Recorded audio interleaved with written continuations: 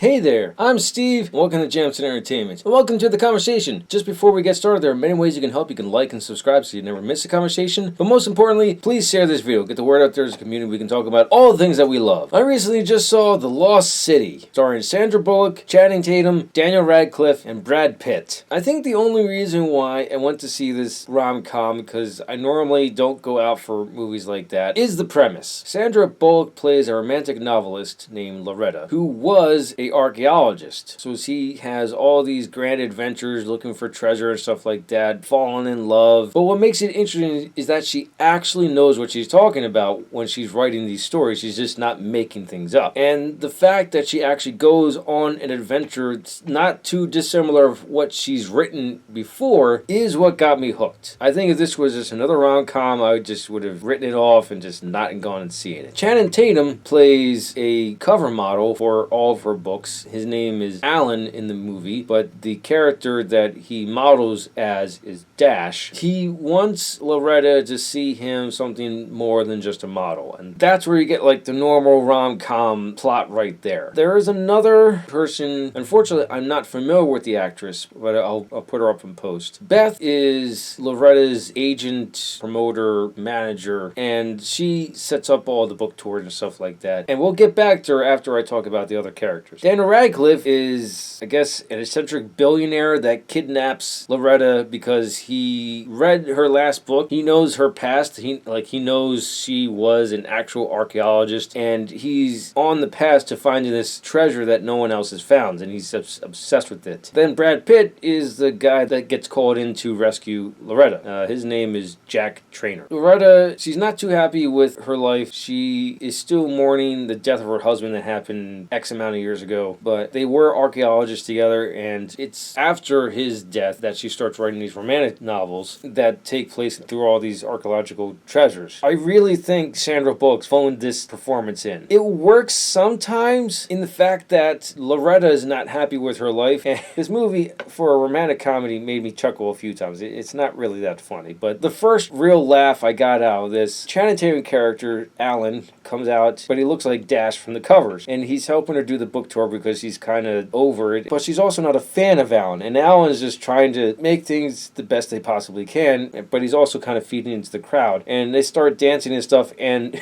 Loretta just has this, like, I'm so over this, I'm dead right now up on stage performing for these audience members. She just, like, I don't care face on when she's dancing with him. It was absolutely hilarious. But I kind of saw that carried through in the rest of Sandra Bullock's performance, which doesn't help the story at all. Like I said, the only interesting thing about this story is the new way of telling the rom-com. Other than that, it's still just a rom-com. You have your good ones, you have your bad ones. This is one of the bad ones. Okay, now back to Beth. She has an entire B plot of also rescuing Loretta, even though Alan went out to rescue her anyway with Jack, who they hired. I guess because in other rescue type situations in other movies, the one character that they show you in the beginning of the movie, at the end of the movie somehow ends up being the person that actually saves them, or at least to transport out of where they are. I know that that part is kind of a spoiler, but it's just, I'm getting at the fact that it's a B plot that I didn't need to see in this movie. I would have been fine if they just had her appear at the end of the movie. It was just boring. It just put the movie on a complete halt every time they went back to this character. I was barely invested just watching the A plot. I mean, Daniel Radcliffe's exciting. I mean, the only other things I've seen him in are the first 5 Harry Potter movies, and that's all the Harry Potter movies I have seen and have any interest in seeing. He's having fun with the role, so he's enjoyable, but it's not enough to carry the movie. I would say, if you like rom-coms, go see it. Just not my cup of tea. Those are my thoughts on The Lost City. Let me know your thoughts in the comments below. If you like what you saw, like it. If you think other people like it, share it. If you really liked it, hit the subscribe button. Thank you for watching, and live your imagination.